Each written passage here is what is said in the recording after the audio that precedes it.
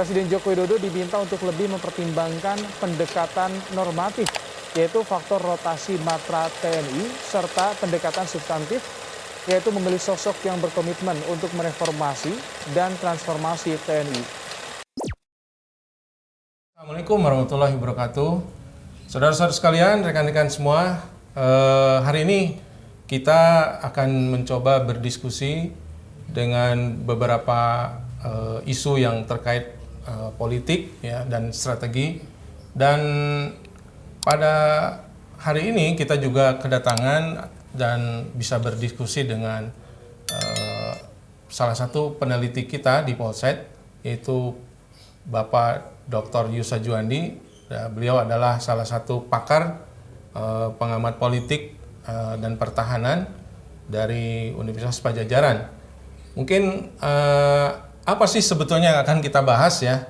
Ini ada isu yang menarik sebetulnya, yang itu terkait dengan pergantian Panglima TNI. Ya, ini memang isu yang menarik kalau kita perhatikan ya. Kan beberapa hari ini, sebenarnya dari beberapa minggu yang lalu juga isu terkait dengan pergantian Panglima ini sudah muncul. Banyak sekali calon, sebenarnya ada 3 calon ya dari masing-masing matra. Ada dari Angkatan Darat, Angkatan Laut, dan Angkatan Udara. Tapi memang yang mengerucut saat ini itu ada 2. Yaitu ada Pak Andika dari Angkatan Darat, lalu kemudian ada Pak Yudo dari Angkatan Laut.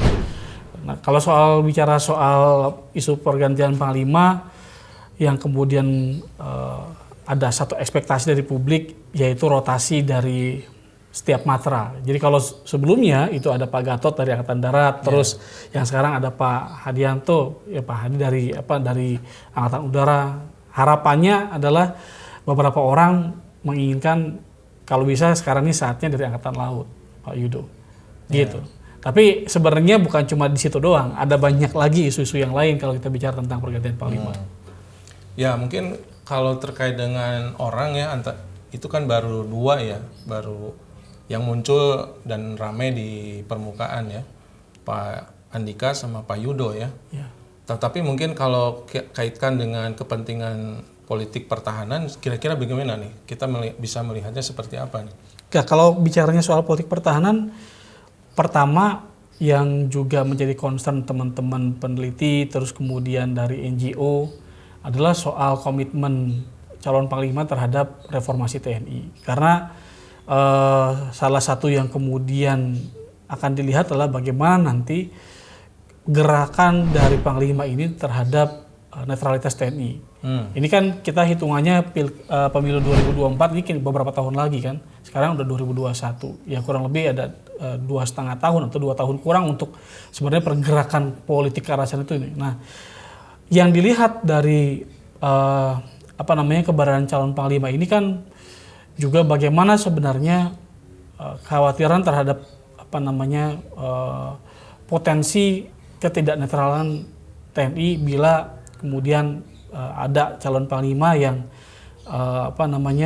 yang dia punya satu kepentingan politik ya, atau dia punya mungkin juga kedekatan dengan pihak-pihak tertentu. Itu yang diperhatikan oleh beberapa kelompok masyarakat sipil, peneliti, atau bahkan juga sebagian dari teman-teman di Komisi 1 DPR RI.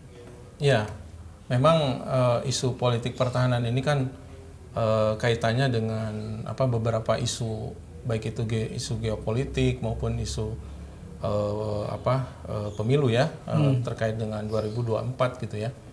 Nah, ini mungkin kira-kira nih arahnya kalau kaitan dengan politik 2024 ya jelas mungkin ada politik kepentingan ya, untuk sampai 2024 misalkan harus untuk isu politik di masyarakat itu kan, misalkan ada yang bilang ini harus dari Angkatan Darat begitu ya, seperti itu. Kalau misalkan terkait dengan geopolitik, misalkan terkait dengan yang sekarang juga ramai ya, terkait dengan Laut Cina Selatan. Betul.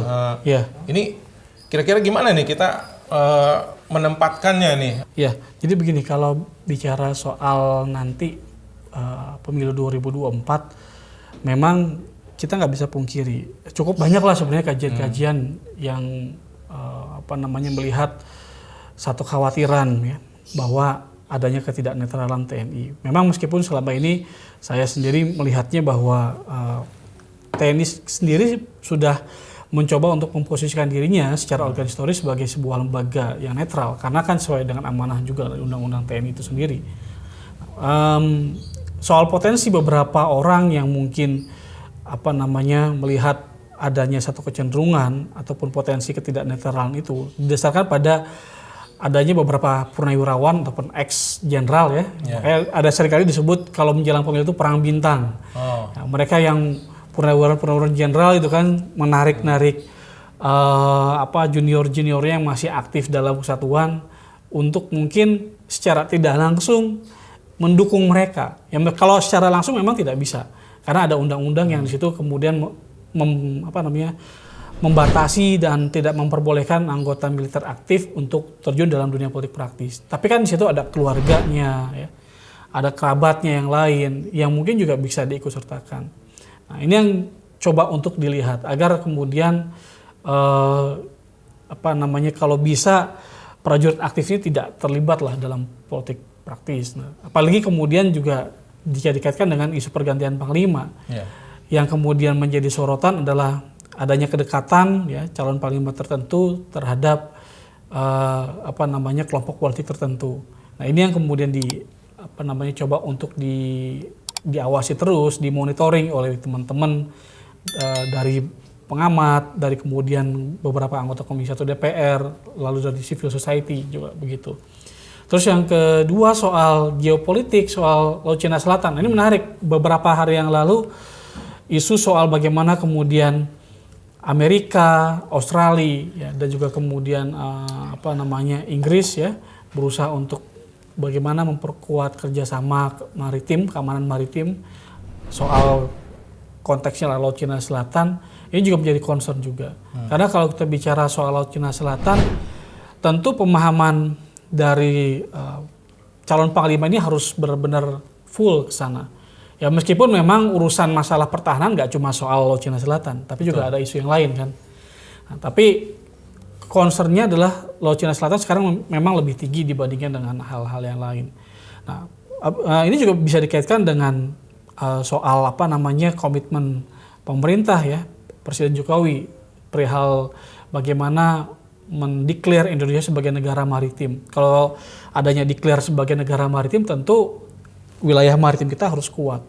Nah, sekarang analisisnya adalah kira-kira dengan konteks yang sedang rame sekarang, lalu kemudian juga apa yang dikomitmenkan oleh Presiden bahwa kita sebagai negara maritim, analisnya tentu adalah siapa yang cocok untuk menjadi calon panglima. Saya kira bisa ditebak ke arah mana, gitu. Nah, kalau kaitan angkatan dari calon-calon ini dikaitkan dengan kemampuan tadi ya membaca situasi geopolitik, terus mengatasi masalah di pertahanan di masyarakat ya terkait dengan ya sekarang kan masih kuat itu masalah bipolar ya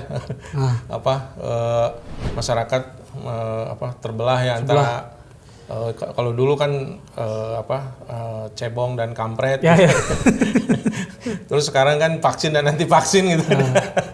Ini menarik, bagaimana nih seorang panglima atau yang mungkin akan diangkat oleh Presiden Jokowi gitu ya.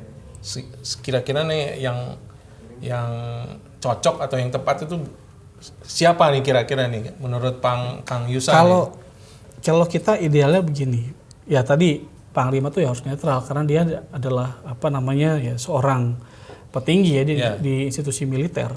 Dan kalau kita sampaikan bagaimana kemudian harusnya panglima itu mendudukkan dirinya. Kalau bicara sudah pasti seorang panglima harus netral, maka ya dia tidak boleh berpihak kan.